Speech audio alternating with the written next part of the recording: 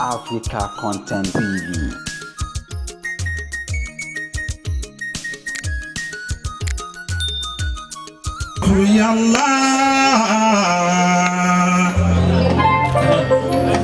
Era kò tún mi ẹgbẹ́ lọ fún mi mo kàn fẹ́ ká fi jẹ́ kọ́ lọ́run tóbi ni wà ní drop mic ẹ bá náwó báyìí sọ lọ́run pé yálà ó yálà yálà ó yá Rabbana yálà ó yálà. Tábà ń bẹ ní máìfò tọ́ba ní dárúkọ lọ́run bá ti máa ń wí lélẹ́yìí bẹ́ẹ̀ tábà ń dárúkọ lọ́run yẹn àwa kan máa ń náwó táyà bá ń jẹun kan yóò gbọ́dọ̀ gbọ́ lọ́run tóbi ẹ bá ń wí yálà ó yálà ọlọ́run mi yálà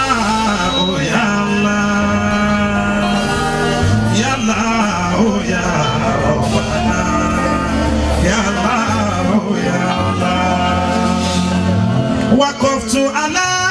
babil karimi Muhammadin Muhammadin Muhammadin Muhammadin ukufa azina alqalbi qirana muhammadin la'alla rasulallahi yad'i shikayati li mawla'u inni nawahu kulla maqsadin fakirun wakirun garimun laysa hillatun ladayhi wa huwa yad'u bijahi muhammadin muhammadin jama'atan وجودا هيبة وجلالا وأبصرت من زابجة وجمالا جمالك أنس هيبة ومحبة فأنت أتم المرسلين كمالا وكلهم آزا لمكارم ولأولى وما كالإمام الهاشمي فيصولا محمد محمد محمد محمد محمد محمد